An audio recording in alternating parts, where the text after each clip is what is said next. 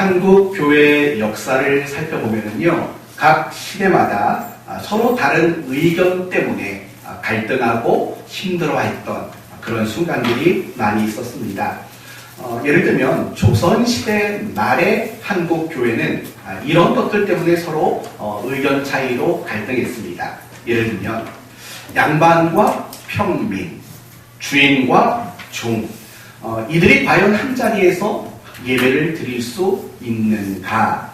또 남자와 여자가 한 공간에서 예배를 드릴 수 있는가? 또 더 나가서 평민 또는 종이 교회 안에 장로가 될 수 있는가? 이런 식의 이야기거리로 서로 다른 의견으로 갈등이 굉장히 심했습니다. 일제강점기 때는요, 신사참배의 문제로 의견이 달랐고 갈등이 많았죠. 신사참배를 할 것인가, 하지 말아야 할 것인가. 사실은 이런 이유 때문에 교단이 나뉘어지기도 하는 그런 한국교회의 역사가 있었습니다. 1970년에서 80년, 90년대에 가서는 교회 안에 이런 의견 다툼이 있었습니다. 예배를 드릴 때 악기를 써도 괜찮은가? 피아노, 오르간 이런 거 말고 드럼, 기타 이런 걸 가지고 예배에 쓰여져도 되는가? 그건 주로 반문화에서 쓰는 악기들인데 그런 악기를 교회 안에서 써도 되는가? 이런 것들이 갈등의 소재였습니다. 이런 것도 있었습니다. 주일학교 선생님이 아이들이 하도 예뻐가지고 주일날 간식을 사줬습니다. 그게 문제가 된 겁니다. 주일날 돈을 써도 되는가 안 되는가, 이런 식의 갈등도 있었죠. 또 이런 것도 있었습니다.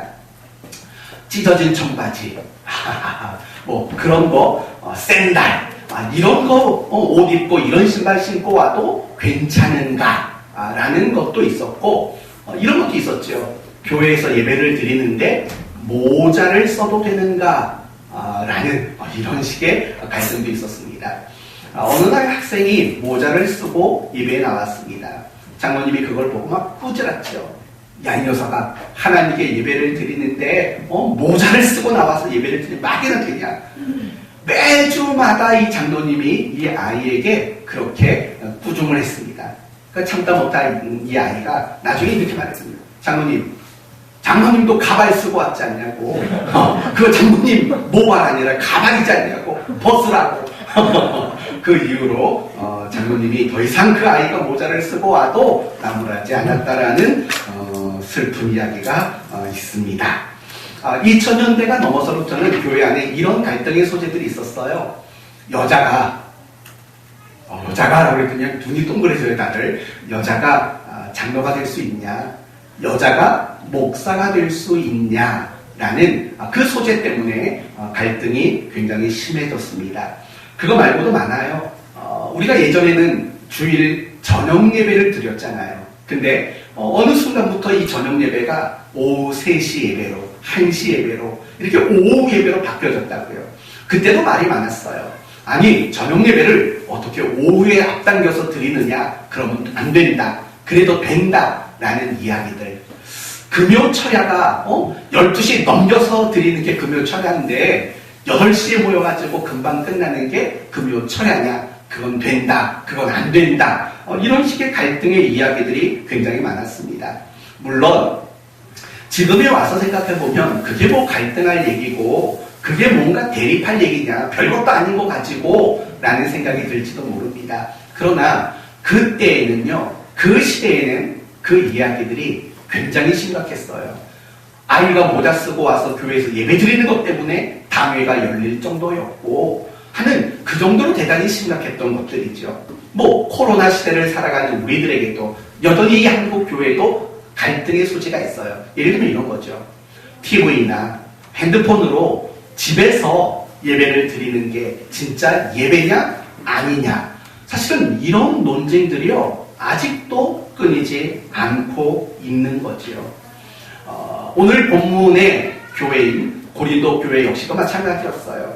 교회 안에 서로 다른 의견 때문에 갈등이 생기고 대립이 생겼던 일들을 오늘 본문은 배경하고 있습니다. 그러므로 오늘 말씀을 통해서는요, 교회 안에서 우리가 교우 관계 속에 떠나가서 사람과 사람 사이의 이 관계 속에 우리가 가져야 하는 신앙의 원칙은 과연 무엇인가라는 이 부분을 중심으로 함께 살펴보려고 합니다. 1절을 보시면 이렇게 시작을 합니다. 우상의 제물에 대하여는 이라는 말로 시작이 됩니다. 우상의 제물에 대하여는 이라는 말은 이런 뜻이 있는 거예요. 고린도 교회 성도들이 사도 바울에게 질문을 했다는 거예요. 어떤 질문을 했냐면 우상의 제물을 먹는 것, 그러니까 다시 말하면 우상에게 제물로 바쳐진 고기를 먹는 것이 괜찮은 일입니까? 안 되는 일입니까? 라고 그렇게 질문을 했다라는 겁니다. 여러분, 고린도 교회 성도들이 이 고기 문제 가지고 사실은 굉장히 많은 갈등이 있었던 거예요. 왜냐하면 당시 고기라는 것은요, 반드시 우상 신전에서 우상의 신에게 제물로 드리고 난 후에 유통될 수 있는 것이 그 당시에 고기였기 때문입니다. 다시 말하면 아무나 도축할 수가 없어요. 아무 곳에서나 짐승을 잡을 수가 없는 거라고요. 짐승을 도축할 수 있는 유일한 장소는 어디냐면 신전이에요. 그것도 신을 위해서 먼저 제물로 드리기 위해 그 목적만 가지고 도축을 할 수 있었던 거죠. 그러니까 그 시대에 유통되는 모든 고기는 이미 어디를 거치고 온 걸까요? 우상의 신전에서 우상을 위한 제물로 바쳐지고 난 후에 유통이 되는 그런 고기였다라는 거예요. 그러니까 성도들 사이에는 이 우상에게 바쳐진 고기를 먹어야 되느냐, 먹으면 안 되느냐가 굉장히 심각한 논쟁의 주제였던 거죠. 신앙이 연약한 사람들은요, 먹을 수 없다고 생각했어요. 왜냐면 생각해보세요. 얼마 전까지만 해도 우상 숭배에 빠져 있었던 사람들이요, 예수를 믿고 교회에 들어왔어요. 그런데 그런 사람들이 어떻게 우상에게 바쳐진 고기를 거리낌 없이 먹을 수 있겠어요? 그들은요, 못 먹는다고 생각했어요. 그리고 안 먹었어요. 그러나 신앙이 좋은 사람들, 신앙생활을 오래 해온 사람들은요, 이렇게 생각하는 거예요. 아니, 우상이라는 게 없어. 세상에 하나님 말고 뭐가 있어? 우상은 없어. 따라서 아무리 우상에게 바쳐진 고기라 할지라도 그거 먹어도 아무런 문제가 없어. 그리고 당당하게 그 고기를 먹은 겁니다. 그냥 혼자 조용히 고기를 먹으면 문제가 되지 않았는데요, 문제가 된 이유는 이거죠. 그 고기를 먹지 못하는 사람들에게 비난을 한 거예요.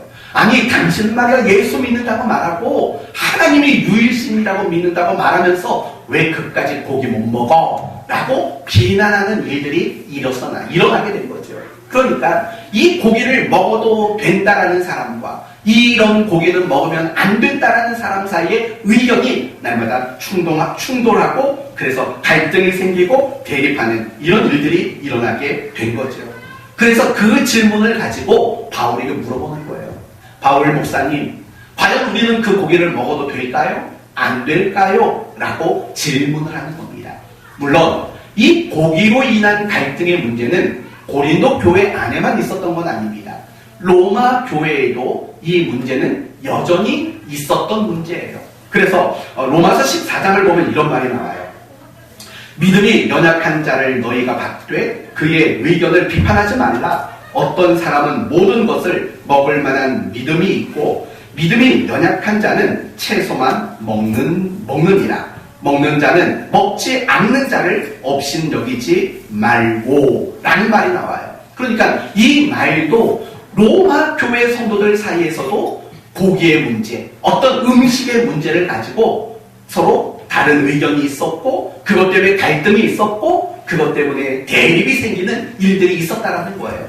물론 로마 교회 안에만 있었던 것도 아니에요. 로마가 통치하고 있는 모든 나라 안에는 이런 고기의 문제로 인한 갈등과 대립이 있었다라는 거죠. 이제 답을 찾아야 할 시간입니다. 만약에 여러분이 바울이라면 뭐라고 대답해 주시겠습니까? 우상에게 바쳐진 고기 먹어라 또는 먹지 말라. 뭐라고 대답하시겠습니까? 한번 물어보겠습니다. 우리 문 집사님한테는 안 물어봐요. 지난 일주일 동안 식사도 못 하시고 설사만 하신 분한테 고기 얘기를 할 수는 없죠. 네.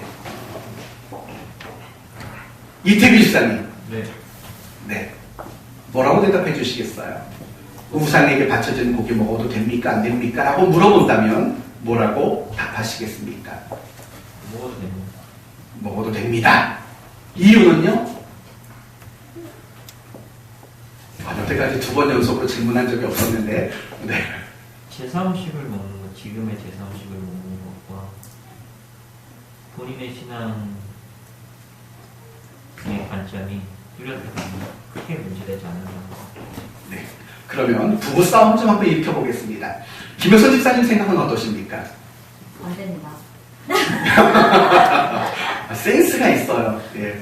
제가 부부 싸움을 일으켜 보겠습니다. 라고 했더니, 안 됩니다. 라고 대답을 했어요. 왜 안 되죠, 그러면? 아까 목사님이 예를 들어서 말씀하신 것처럼, 제가 그렇게 먹음으로 인해서 어떤 사람이 넘어질 수 있는 그런. 실족할 수 있으니까. 네, 앞으로 고기 먹지 마세요. 또 물어보겠습니다. 황고사님, 누가 제사 드리고 난 음식을 갖고 왔어요. 좀 드셔보시라고. 그 제사 음식은 드시겠습니까? 안 드시겠습니까? 네.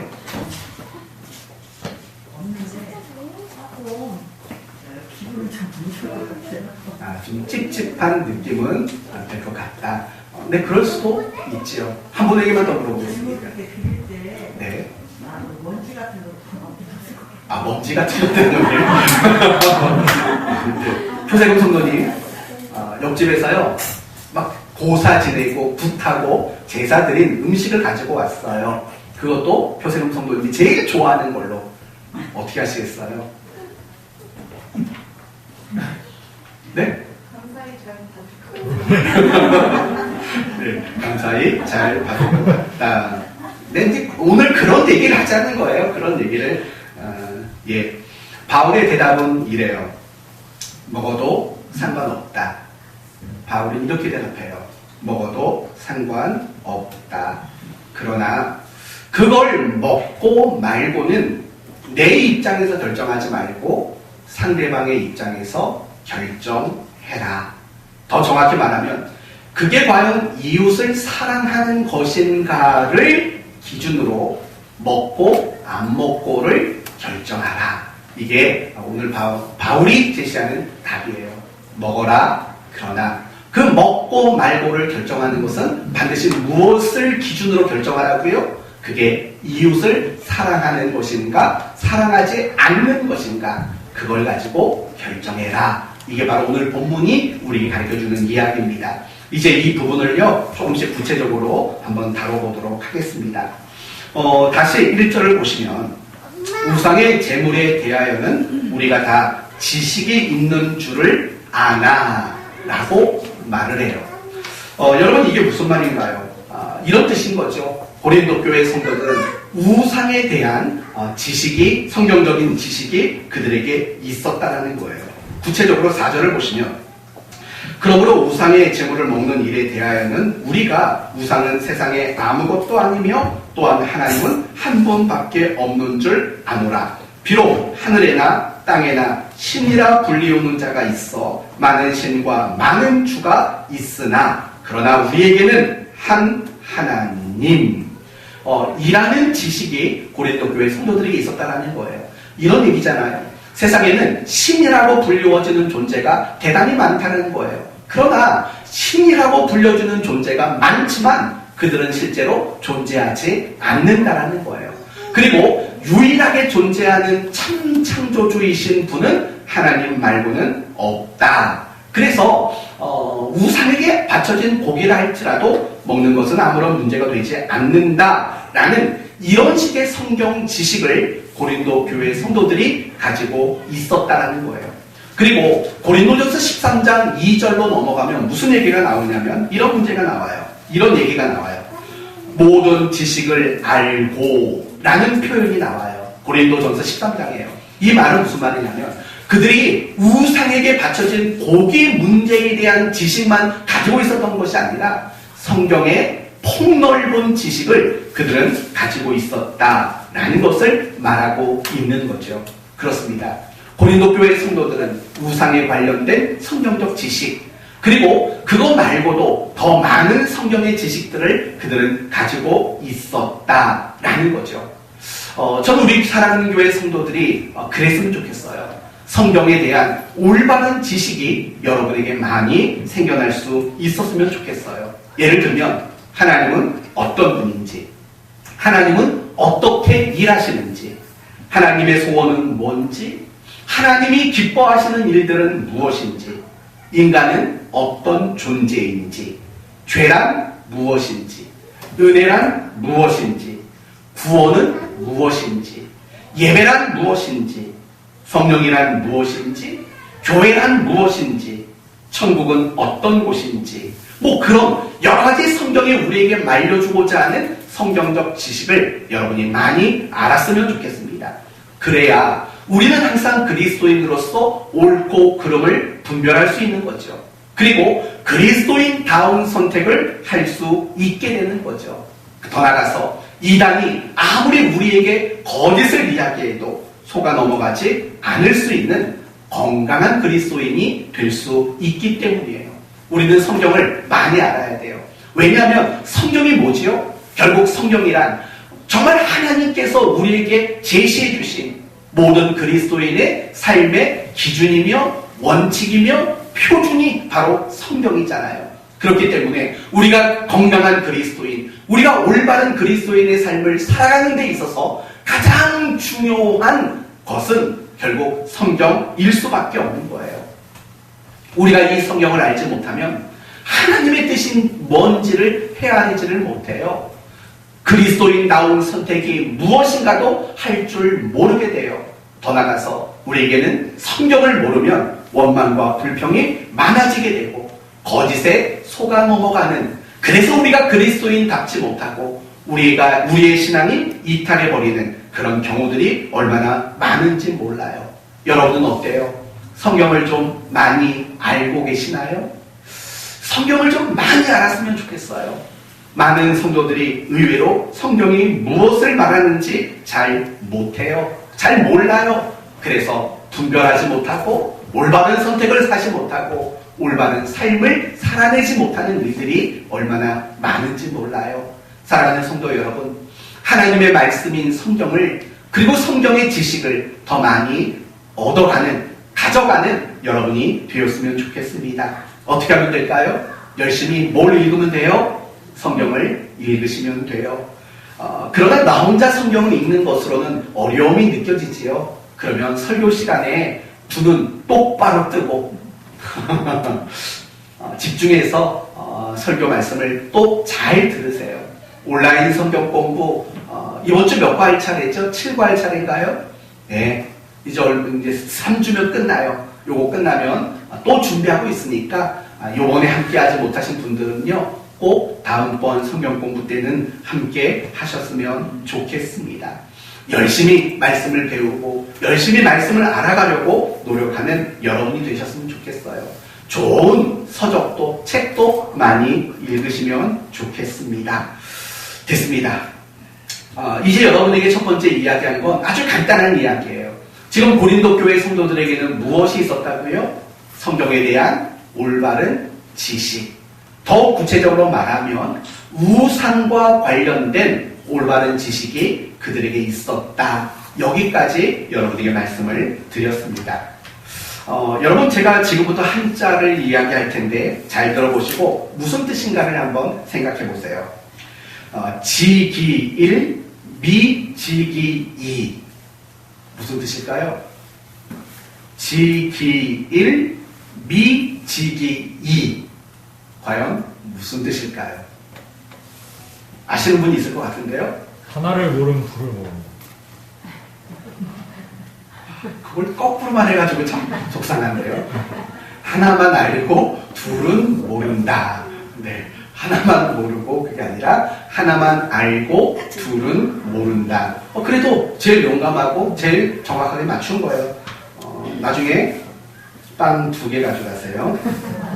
네, 하나만 알고 둘은 모른다 라는 뜻이죠. 제가 뜬금없이 이 이야기를 하는 이유가 뭐냐면 고린도 교회 성도들에게 너무 어울리는 말이기 때문에 그래요. 고린도 교회 성도들은요, 하나만 알고 둘은 모르는 그런 사람들이었어요. 다시 말하면 우상에 관련된 올바른 지식은 가지고 있었지만 그 지식보다 더 중요한 것은 알지 못했다라는 거예요. 그래서 2절을 보면 이런 말이 나와요.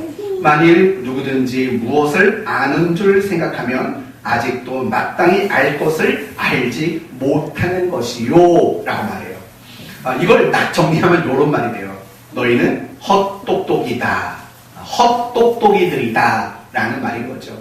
그들은 성경의 올바른 지식을 안다, 우리는 다 안다, 그렇게 자부심을 가졌다라는 거예요. 그러나 바울이 보기에는 그들이 안다고 말하는 것은 고작 하나를 아는 거죠. 정말 알아야 하는 더 중요한 것은 알지 못하고 있다라는 말인 거예요. 그렇다면 고린도 교회 성도들이 생각하지 못하고 알지 못한 것은 과연 뭘까요? 우리가 지금까지 살펴봤던 이야기를 한 번 더 정리할 필요가 있어요. 우리는 지금까지 고린도 교회 성도들이 무엇을 가지고 있었다고 말을 했습니까? 올바른 지식, 우상과 관련된 성경적인 지식을 그들은 가지고 있었다고 말을 했어요. 그리고 그 지식을 가지고 우상에게 바쳐진 고기를 먹는 것이 아무런 문제가 없고 그들은 그래서 마음껏 먹었다라고 말을 했어요. 그리고 바울은 그들이 가지고 있는 그 지식이 틀린 것이 아니라 옳은 것이라고 인정했다고요. 그런데 마지막으로 쭉 넘어가 보시면은요, 13절을 보세요. 13절에 이런 말이 나와요. 그러므로 만일 음식이 내 형제를 실족하게 한다면 나는 영원히 고기를 먹지 아니하겠다라고 말을 해요. 여러분, 바울은 뭐라고 말했어요? 우상은 없어. 우상에게 바쳐진 고기 먹어도 문제 없어. 너희들 잘하는구나. 똑똑하구나. 라고 얘기를 했다고요. 그런데 그렇게 말한 바울이 이제 와서는 이렇게 말하는 거예요. 그런데 나는 안 먹을 거야. 그래, 고기 먹어도 괜찮아 라고 말해놓고 난 안 먹어 라고 바울이 이야기를 하고 있다는 거예요. 그렇다면 바울이 그 고기를 먹지 않겠다고 말하는 이유는 과연 뭘까요? 찝찝해서? 아니면 바울이 막 고지혈증에 막 혈관 질환에 뭐 온갖 병이 있어서 고기를 안 먹겠다고 말하는 걸까요? 아닌 것 같아요. 가끔씩 이게 바울이다라고 그림을 그려놓은 것들을 보면은요, 삐쩍 말라가지고 별로 그렇게 뭐 고기 먹어서 문제될 사람처럼 보이지는 않아요. 그런데 바울은 안 먹겠대요. 그러면 바울이 고기를 먹지 않겠다라는 이 결정은 어떻게 만들어진 결정일까요? 자신의 입장에서, 자신을 위해서 만들어낸 결정일까요? 그게 아니라는 거예요. 바울이 나는 고기를 먹지 않겠다라는 이 결정은 철저히 자기 입장에서, 자기 기준에서 내린 결정이 아니에요. 다시 13절을 보시면요, 그러므로 만일 음식이 내 형제를 실족하게 한다면이라는 조건을 붙이고 있어요. 만약에 누군가가 내가 이 고기 먹는 것 때문에 신앙의 방해를 받고 신앙의 어려움을 겪게 된다면 난 고기 안 먹겠다라는 거예요. 그러니까 내가 고기를 먹든지 아니면 내가 고기를 앞으로 안 먹든지 간에 그 결정하는 기준은 철저히 누군가요? 내가 아니라는 거예요. 내 형제고 내 이웃이라는 거예요. 그들의 입장에서, 그들의 신앙의 수준에서, 그들을 위해서, 그들을 사랑하는 마음으로 이 모든 결정을 자신은 하겠다. 바울은 이렇게 우리에게 가르쳐주고 있다는 거죠. 사랑하는 성도 여러분, 여기서 우리는 중요한 한 가지를 또다시 정리할 수 있게 되는 거예요. 이런 거예요. 우리가 성경을 가지고 무엇이 옳은지, 무엇이 그른지 아는 지식을 가지는 일 중요하다고요. 이게 없으면 안 되잖아요. 옳고 그름을 모르면 안 되잖아요. 그런데 내가 옳고 그름을 분별할 수 있는 그 지식을 가지는 것보다 훨씬 더 중요한 게 있다라는 거예요. 그 중요한 게 뭐예요? 나보다 누구를 먼저 생각하는 거죠? 이웃을 먼저 생각하는 것. 정말 내 입장이 아니라 우리의 이웃의 입장에서 생각할 줄 아는 그 사랑이라는 원칙을 가지는 것. 그게 내가 성경의 지식을 가지는 것보다 비교할 수 없을 정도로 훨씬 더 큰 중요한 내용이라는 거예요. 사랑하는 성도 여러분, 바로 이 부분을 우리는 오늘 주목해야 된다는 거예요. 그래서 고린도 교회 성도들이 바울에게 물었잖아요. 고기를 먹어도 됩니까? 안 됩니까? 물었잖아요. 바울이 이 고기 문제를 가지고 설명을 할 때요, 계속 반복하고 강조하는 건 뭐냐면 내 입장 말고 상대방의 입장에서 생각하라 라는 얘기를 굉장히 많이 반복을 해요. 예를 들어 볼까요? 7절을 보세요. 그러나 이 지식은 모든 사람에게 있는 것이 아니므로 어떤 이들은 지금까지 우상에 대한 습관이 있어 우상의 제물로 알고 먹는 거로 그들의 양심이 약하여지고 더러워지느니라. 무슨 말이에요? 이 고기의 문제 때문에 양심의 괴로움을 느끼고 신앙에서 이탈하게 되는 사람들이 생겨나게 된다라고 지금 말하고 있는 거죠. 그것뿐만이 아니죠. 계속해서 바울이 하는 말은 뭐냐면 9절을 보세요. 그런즉 너희의 자유가 믿음이 약한 자들에게 라는 말이 나와요. 믿음이 약한 자라는 이웃이라는 대상이 언급되고 있는 거죠. 10절 지식이 있는 네가 우상의 집에 앉아 먹는 것을 누구든지 보면 보는 사람이 또 등장한다고요. 내가 아닌 다른 사람이 등장해요. 11절 네 지식으로 그 믿음이 약한 자가 그 믿음이 약한 자라는 내가 아닌 또 다른 사람에 대한 이야기가 언급이 되고 있어요. 그렇죠? 12절 이같이 너희가 형제에게 죄를 지어 형제에게 죄를 짓는다라고 또 다른 누군가에 대한 이야기를 언급하고 있는 거예요. 지금 바울이 강조하고 싶은 것은 그거예요. 너가 고기를 먹든지 말든지 그리고 더 나가서 모든 결정은 네 입장에서 네가 원하는 대로 하지 말아라. 너 기준, 너 입장이 아니라 다른 사람의 입장에서 그 사람의 기준을 가지고 어떤 선택이든 어떤 결정이든 내리는 것, 그게 바로 사랑이다. 바울은 이렇게 가르쳐주고 있는 거죠. 고린도 교회 성도들이 놓치고 있는 정말 중요한 내용이 바로 이 부분이라는 거예요. 그들은 성경적으로 우상이 무엇인지, 우상의 고기에 대한 지식들, 이런 것들은 그들에게 대단히 많이 가지고 있었다라고요. 그러나 그들이 놓치고 있는 건 뭐예요? 이웃의 입장에 서는 일, 이웃을 선택의 결정의 기준으로 삼는 일, 그리고 그 이웃을 사랑해내는 일, 이 일들을 고린도 교회 성도들이 놓치고 있었다는 거죠. 그러니까 그들은 어떤 사람이에요? 하나만 알고 둘은 모르는 헛똑똑이들이라고 밖에는 말할 수가 없는 거죠. 성도 여러분, 이제 우리의 이야기를 해봅시다. 여러분은 어떤가요? 혹시 하나만 알고 둘은 모르는 헛똑똑이들은 아니십니까? 내 입장에서만 옳고 그름을 따지고 그래서 상대방을 향한 사랑을 놓치는 하나만 알고 둘은 모르는 여러분은 아닙니까?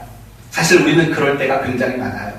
가장 대표적인 경우는 부부싸움이에요. 우리 교회는 부부싸움 얘기할 필요가 없어요. 이 싸우는 사람이 없는데 부부싸움 얘기를 뭐 꺼낼 이유가 없죠. 김효선 집사님 부부싸움 하시나요? 아니요. 그쵸? 최용선 집사님 부부싸움 안 하시죠?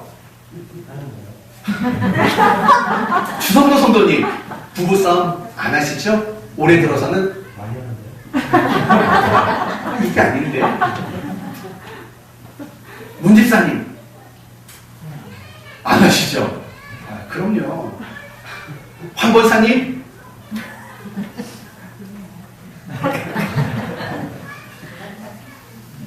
임 목사님 패스. 네. 아, 저희도 안 합니다. 제 부인이 부처님 마음처럼, 부처님 마음이래요?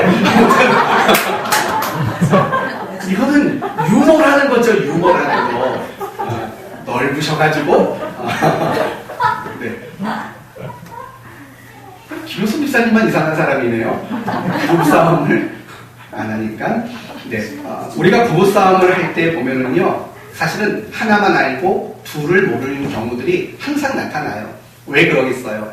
항상 부부싸움은 어떻게 되냐면 내 입장이에요. 그쵸? 항상 내 입장에서 내 기준에서 옳고 그름을 따지는 싸움이 결국은 부부싸움일 때가 얼마나 많은지 몰라요.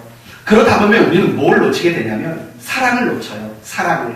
그리고 그 사랑을 놓쳐버려서 결국에는 서로에게 상처와 아픔만 남기게 되는 경우가 얼마나 많은지 몰라요. 그렇죠? 뿐만 아니라 누군가가 뭔가를 실수하고 잘못했을 때도 마찬가지예요. 우리는 그런 사람들을 보면 제일 먼저 혀를 차요. 저건 틀렸어. 저러면 안 되지, 저 사람. 우리는 그렇게 이야기를 한다고요. 그런 옳고 그름을 따지고 비판을 해요. 그러면서 뭐가 발휘가 되지 않냐면 사랑이 발휘가 되지 못하는 경우들이 많아요. 우리가 교회에서 일을 할 때도 마찬가지예요. 어떻게 하는 게 효과적으로 일을 할 수 있을까? 어떻게 하면 더 좋은 결과를 만들 수 있을까? 우리는 항상 그런 것만 관심을 가져요. 그러다 보면 어떤 일이 일어나냐면 사랑은 늘 뒷전이에요. 저는 여러분에게 늘 강조하는 게 그런 부분이에요. 교회 일은 좋은 결과를 만들어내려고 하면 안 돼요. 교회 일은요, 어떻게 해야지 더 효율적으로 일을 할 수 있을까를 생각하면 안 돼요. 교회 일을 하는 원칙은 뭐냐면요, 어떻게 하면 우리가 서로 사랑할 수 있을까? 어떻게 하면 우리가 서로 사랑이 깊어질 수 있을까? 이게 교회 일을 하는 원칙이라고요. 제가 전에 가장 자주 쓰는 얘기가 김장이잖아요. 제가 김장에 한이 맺혀서 그래요. 김장만 하고 나면 여기서 저기서 마찰음이 들려와요, 항상. 그때 고춧가루를 더 넣었어야 되는데, 이렇게 물을 그렇게 짧게 쓸었냐는 말부터 해가지고, 김치가 빨갛냐, 안 빨갛냐, 이런 얘기가 얼마나 많이 나오는지 몰라요.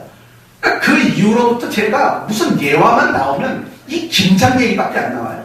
여러분, 김장 맛있게 하려고 하지 마세요. 교회 김장은요, 맛있게 하는 게 아니에요. 어떻게 하면 좋을까요? 교회 김장은 재밌게 하는 거예요. 이거는 연세 많으신 분들이 허용해줘야 돼요. 이 젊은 사람들은 어차피 가만히 내버려줘도 김장 못해요.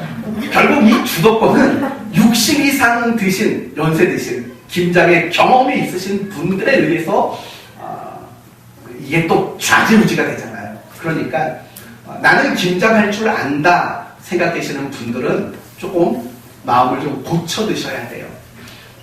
맛이 좀 없으면 어때요? 여러분, 교회에서 김치 일주일에 몇 번 먹을 것 같아요? 우리 교회 김치 안 먹은 지 1년이 넘었죠? 다 묵은지가 돼버렸어요. 네. 1년 넘었잖아요, 교회 김치 못 먹은 지. 교회 김치 앞으로 먹으려면 제가 볼 때 한 1년은 더 기다려야 되지 않을까 싶은 슬픈 예상이 들어요. 기껏해야 교회 와서 김치 먹어야 5조각 먹어요, 여러분. 기껏해야 일주일에 한 번 그 김치 먹는다고요. 근데 그걸 그렇게 맛있게 하려고 서로 마음 상해가면서 그러세요. 그냥 김치 버무리다가 얼굴에다 고춧가루도 한 번씩 묻히시고, 김장이 중요한가요? 그거 대충 해놓고 수육 싸먹는 게 중요한 거죠. 그렇잖아요. 그게 중요한 거지. 김장 뭐가 중요해요? 그러니까 제발 김장을 맛있게 하려고 하지 마시고 재미있게 하려고 하세요. 재미있게. 그래서 김치 먹을 때마다 우악 이런 소리 내가면서 맛 더럽게 없네. 근데 그때 너무 재밌었지? 이런 추억이 있도록 교회 일을 해야 되는 거예요. 무슨 일이든 다 마찬가지예요. 수련회 준비를 하다 보면은요, 의견이 너무 많아요. 머리가 아파요. 그냥 수련회도 효율적으로 잘하려고 하지 마세요. 성도들이 재미있게, 서로 좀 즐겁게, 은혜롭게 하려고 그렇게 일을 하라고요. 그런데 우리는 늘 하나만 알고 둘은 모를 때가 너무 많은 거예요. 잘해야지. 결과를 잘 만들어야지. 이건 하나만 아는 거라고요. 진짜 중요한 서로 사랑을 만들어내고 서로를 사랑해주는 이걸 놓칠 때가 많아요. 우리는 헛똑똑일 때가 너무 많은 거예요. 여러분, 죄가 뭐라고 생각하세요? 죄. 소연이 죄가 뭐라고 생각하시죠? 네.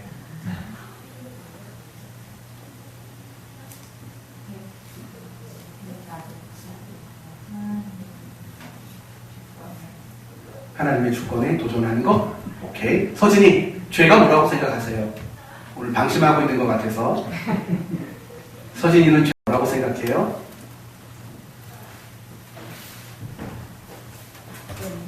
응? 나쁜 짓. 가장 정직한 답이에요. 죄는 나쁜 짓이지요. 그러나 나쁘지 않은 짓도 죄가 될 수 있다는 거 우리는 생각해 봐야 되는 겁니다. 예를 들어 봅시다.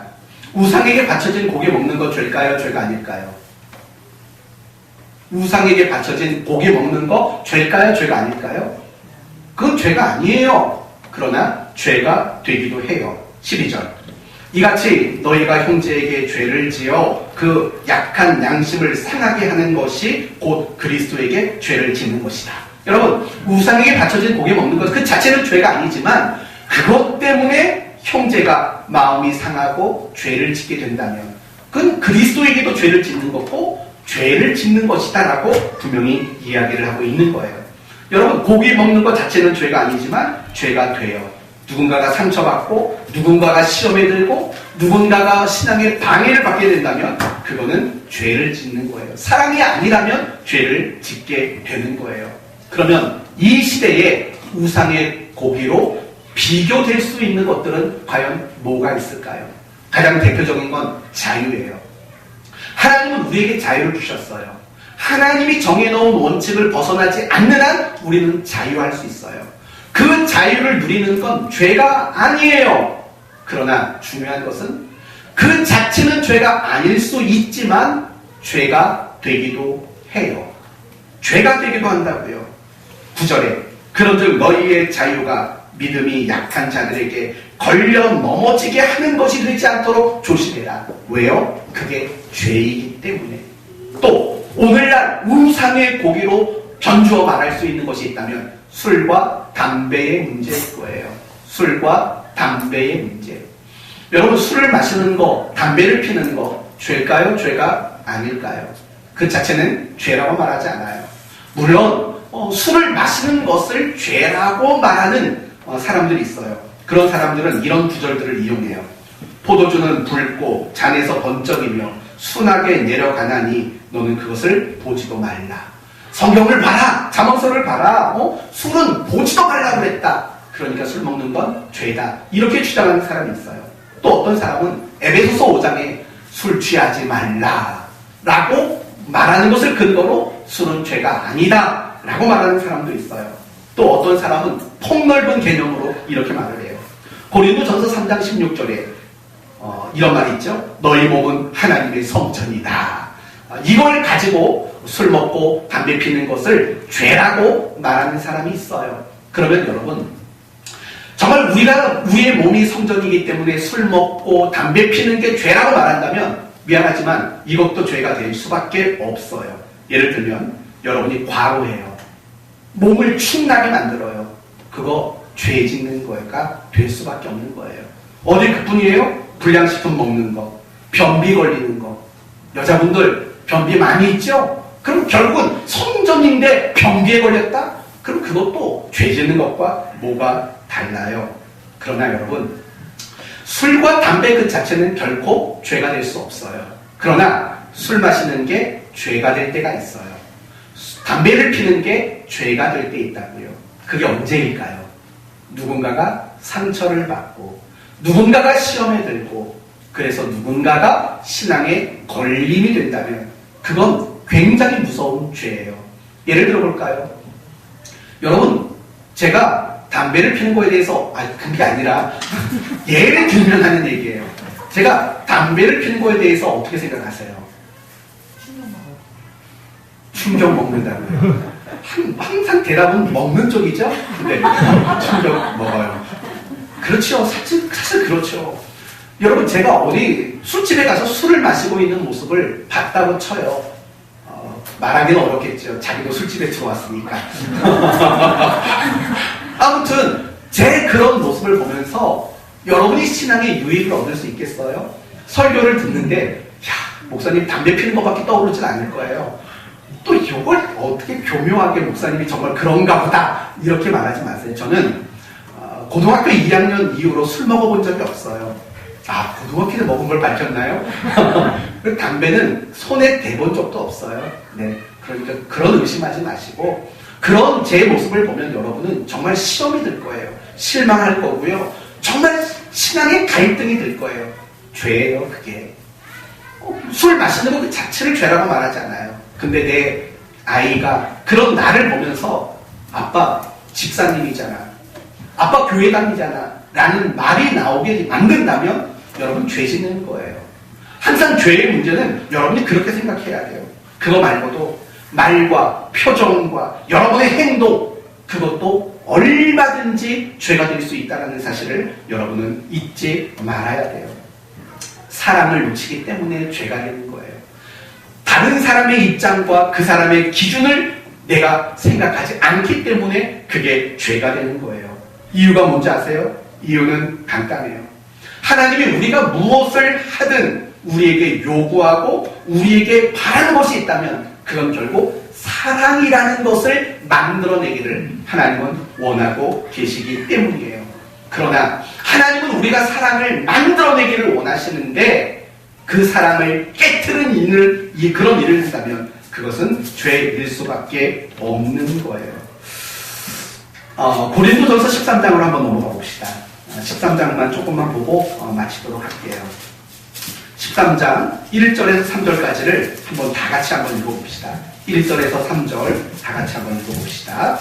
내가 사람의 방언과 천사의 말을 할지라도 사람이 없으면 소리나는 부리와 울리는 꽹과리가 되고 내가 예언하는 능력이 있어 모든 비밀과 모든 지식을 알고 또 산을 옮길 만한 모든 믿음이 있을지라도 사랑이 없으면 내가 아무것도 아니요. 내가 내게 있는 모든 것으로 구제하고 또 내 몸을 불사르게 내어줄지라도 사랑이 없으면 내게 아무 유익이 없느니라. 이렇게 이야기하고 있습니다. 여러분, 우리가 읽은 이 세 구절 안에는 어떤 것이 담겨져 있었냐면 고린도 교회 성도들은 정말 대단한 신앙의 내용들을 가지고 있었다는 거예요. 신앙의 내용들, 방언, 또 예언, 지식, 구제, 헌신이라는 엄청난 신앙의 내용이 있었다는 거예요. 그리고 또 하나 알 수 있는 건 뭐냐면 그런데도 불구하고 바울은 칭찬하고 있지 않다는 거예요. 그렇잖아요. 이 세 구절을 읽으면서 바울이 그들을 지금 칭찬하고 있는 것 같아요? 아니에요. 도리어 칭찬이 아닌 뭘 하고 있는 것 같이 보이세요? 꾸중을 하고 있다고요. 너희가 방언하고 예언하고 지식이 있고 구제하고 헌신하는데 사랑이 없다. 아무것도 아니다. 헛된 것이다. 라고 지금 바울은 도리어 꾸중을 하고 있는 거죠. 이유는 뭐냐면 뭘 놓쳤기 때문에요. 사랑을 놓쳤기 때문에. 그러니까 이 말은 결국 이런 말이에요. 하나님이 우리에게 방언을 주셨어요. 그 방언을 주신 목적은 뭘까요? 그 방언이라는 걸 통해서 무엇을 맺어내기를 원하실까요? 사랑을 맺어내기를 원하는 거예요. 여러분 가운데 방언하는 분도 계실 거예요. 그러나 그 방언이 누군가에게 걸림이 된다면 적어도 그 사람이 있는 자리에서는 그 방언을 하지 말아야 돼요. 나는 방언을 받았다고 해서 남들이 어떻게 신앙에 걸림이 되는지 방해가 되는지 그런 거 고민하지 않고 한다면 그건 울리는 꽹과리가 되는 거라고요. 내가 예언을 할 수 있어요? 내가 지식이 많아요? 내가 구제를 했어요? 내가 헌신이 불타올라요? 그러나 그것들이 사랑이라는 열매를 맺지 않는다면 그건 정답이 아니라고요. 하나님이 방언이든 예언이든 지식이든 구제든 헌신함이든 이런 것들을 우리에게 요구하시는 목적은 결국 사랑이기 때문에 그래요. 따라서 사랑이라는 것에 초점이 맞추어지지 않는다면 그것이 옳았던 그렇든 간에 그건 죄일 수밖에 없는 거예요. 그 자체로는 죄가 아닐 수 있지만 사랑이라는 초점이 없고 사랑이라는 결실이 없다면 사랑이라는 내용이 담겨있지 않다면 그건 결국 죄가 될 수밖에 없다는 거예요. 그래서 바울이 고린도전서 16장에는 뭐라고 말하냐면 너희 모든 일을 사랑으로 행하라. 사랑이 목적이 될 때 결국 그것은 정답이 될 수 있는 거예요. 사랑하는 성도 여러분, 우리는 성경에 대한 지식을 알고 옳고 그름을 분별할 줄 알아야 돼요. 바른 것을 선택할 줄 알아야 돼요. 그러나 거기서 멈추면 안 돼요. 우리는 어디까지 더 가야 되냐면 이웃을 사랑하는 자리까지, 모든 이유와 모든 원인이 사랑이 되는 자리까지 나가야 돼요. 바로 그런 사람이 하나도 알고 둘도 아는 진정한 똑똑이가 될 수 있는 거예요. 저는 여러분 모두가 헛똑똑이가 아니라 참다운 똑똑이가 되었으면 좋겠어요. 항상 서로를 대할 때, 항상 교회 이 공동체 안에서는요, 옳고 그름 따지지 마세요. 항상 교회 공동체 안에서 우리가 서로 관계하고 교제할 때에는 사랑이 원인이고 이유가 되어야 돼요. 교회 울타리를 넘어서도 마찬가지예요. 여러분의 직장에서도, 여러분의 이웃들 안에서도 옳고 그름을 따지지 마세요. 사랑이 결실되도록, 사랑이 만들어지는 일, 그것을 목적하는 성도가 되어야 된다는 거예요. 바로 그 말이 나는 영원히 고기를 먹지 않겠다라는 바울의 이야기라는 겁니다. 그렇다면 끝으로 도대체 우리는 왜 항상 옳고 그름을 넘어 사랑의 자리까지 나가야 하는 이유가 뭘까? 우월감에서도 아니고 동정심에서도 아닙니다. 여러분 그거 아세요? 사랑은 우월감이 되면 더 이상 그건 사랑이 아니에요. 사랑을 동정심이라고 생각한다면 그건 성경이 말하는 진짜 사랑이 아니에요. 내가 우월하니까 사랑해준다, 내가 더 나으니까 봐준다, 또는 불쌍하니까 내가 봐준다, 만약에 이런 식으로 사랑이라는 것을 만들어내신다면 그건 교만이에요. 그건 사랑이 아니라 그건 교만인 거예요. 왜냐하면 우리가 모든 걸 사랑이 되도록 만들어야 하는 이유가 있기 때문에 그래요. 그 이유가 뭐냐면 이거죠. 우리 모두는 하나님 앞에 갚을 수 없는 사랑의 빚진 자이기 때문이에요. 이웃을 왜 사랑해야 되냐고요? 우리는 사랑의 빚진 자이기 때문에. 도리어 사랑이라는 건요, 내가 더 못난 자의 위치에서, 더 낮은 자리의 위치에서 행하는 것이 진짜 사랑이에요. 남보다 높고 남보다 우월한 자리에서 사랑을 하려고 하는 것, 그건 교만일 뿐이라는 거예요. 나는 빚진 자예요. 나는 늘 사랑에 목말랐던 자예요. 그런 자의 위치에서, 그런 신분에서 우리는 이웃을 사랑하는 거라고요. 고린도전서 13장 4절에서 7절까지 마지막으로 보고 끝냅시다. 4절에서 7절입니다. 함께 읽어봅시다. 사랑은 오래 참고, 사랑은 온유하며, 시기하지 아니하며, 사랑은 자랑하지 아니하며, 교만하지 아니하며, 무례히 행하지 아니하며, 자기의 유익을 구하지 아니하며, 성내지 아니하며, 악한 것을 생각하지 아니하며, 불의를 기뻐하지 아니하며, 진리와 함께 기뻐하고, 모든 것을 참으며, 모든 것을 믿으며, 모든 것을 바라며, 모든 것을 견디느니라. 아멘. 여러분, 지금 바울은 사랑의 정의를 내리는데 이게 지금 몇 가지냐면 4절에서 7절까지가 15가지예요. 15가지 항목을 얘기해요. 그런데 참 바울이 좀 독특한 사람이라서 그런지 우리가 생각하는 사랑의 실천과 많이 달라요.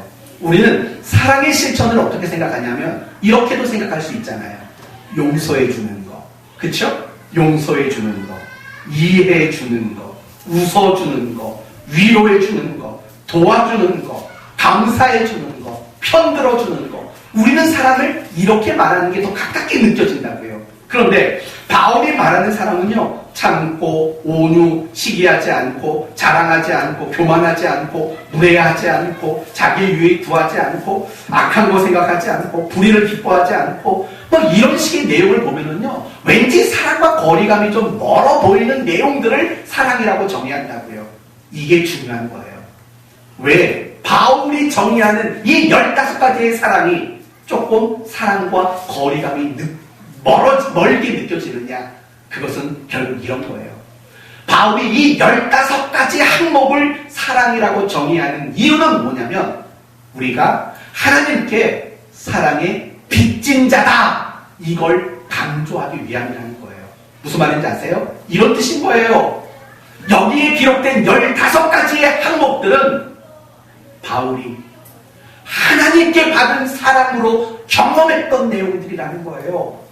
이 15가지의 내용들은 하나님이 우리 인간들을 사랑하시는 방식들이었다는 거예요. 그러니까 지금 사랑이라는 건 오래 참고 뭐하고 이렇게 너희도 실천해 라는 것도 의미가 있지만 더 중요한 것은 사랑을 놓치면 안 된다. 왜냐하면 너희는 이렇게 하나님께 사랑을 받은 사랑의 빚진 자이기 때문이다. 사랑의 채무자이기 때문이다. 라고 그렇게 가르쳐주기 위한 목적으로 이 15가지의 사랑들이 기록되고 있다는 거예요. 사랑하는 성도 여러분, 우리 가운데 사랑에 빚지지 않는 사람이 과연 있으세요? 없다고요. 우리 모두는 하나님 앞에 사랑의 빚을 졌어요. 하나님에게만 사랑의 빚진 것도 아니고 누군가에게도 우리 모두는 사랑의 빚진 자라고요. 그게 우리가 사랑을 실천해야 되는 가장 근본적인 이유인 거예요. 이걸 뒤집어서 말하면 내가 사랑을 실천하는 일들이 안 되는 이유는 내가 하나님께 사랑의 빚진 자라는 생각이 없기 때문이에요. 마치 나는 사랑에 빚진 것 없어, 마치 이런 식의 말도 안 되는 마음을 품었기 때문에 우리가 이웃을 사랑하는 그 일들이 어려워지기 때문인 거예요. 어려워지게 되는 거예요. 사랑하는 성도 여러분, 이제 오늘 말씀을 마칠게요. 고린도 교회 성도들은 하나만 알고 둘은 모르는 헛똑똑이었어요. 그들은 지식을 가지고 있었지만 사랑을 놓쳐버리는 어리석은 사람이었어요. 그러나 우리는 그러면 안 되겠죠. 성경에 대한 지식도 많아서 옳고 그름을 분별할 줄 알고 항상 옳은 걸 선택할 줄 알아야 돼요. 그러나 중요한 것은 옳고 그름의 문제보다 더 중요한 것, 이웃의 입장에서 이웃을 기준으로 우리의 이웃을 사랑하는 것, 그것이 훨씬 더 중요한, 놓치지 말아야 할 것임을 배웠습니다. 그렇게 살아야 하는 이유는 우리 모두가 하나님께 빚진 자이기 때문에 우리는 그렇게 살아야 마땅한 겁니다. 그러므로 우리의 남은 인생, 여러분이 어디에서 누구를 만나든 옳고 그름의 문제를 넘어설 수 있는 자가 되었으면 좋겠습니다. 자식을 대할 때 옳고 그름의 문제에만 머무르지 마세요. 여러분의 배우자와의 관계 속에서도 옳고 그름만 따지지 마세요. 여러분의 직장 안에서도 동료들 사이에 옳고 그름만 따지지 마세요. 사랑을 생각하세요. 사랑이라는 정답으로 여러분의 인생을 만들어가도록 하세요. 그리고 그것으로 인해 내게 어떤 어려움과 손해가 있어도 묵묵히 감수하세요. 그게 바로 오늘 본문이 우리에게 주는 교훈인 것입니다. 그래서 저는 여러분 모두가 사랑으로 정답을 채워가는 그런 복된 성도의 인생을 살아가게 되기를 예수님의 이름으로 축원드립니다. 아멘. 기도합시다. 하나님 감사합니다. 고린도 교회 성도들은 하나만 알고 둘은 모르는 똑똑이들이었습니다. 그들은 옳고 그름이라는 수준에 머물러서 사랑을 실천하고 사랑을 만들어내는 일은 하지 못했습니다. 그들의 모습이 우리의 모습과 너무 똑같습니다. 교회 생활을 오래 해서 우리는 옳고 그른 거 너무 잘합니다. 그리고 잘 아는 만큼 누군가를 비판하고 비난하고 정죄합니다. 나의 모습 속에는 사랑이 오간되어 없습니다. 이런 저희를 용서해 주시옵소서. 바울의 그 선언처럼 나는 영원히 고기를 먹지 않겠습니다라는 이런 사랑의 마음으로 살아가는 우리 모두가 되게 해 주옵소서. 지식도 가지며 사람도 놓치지 않는, 하나도 알고 둘도 아는 우리 성도들 모두가 되게 해 주옵소서. 예수님의 이름으로 기도 올리옵나이다.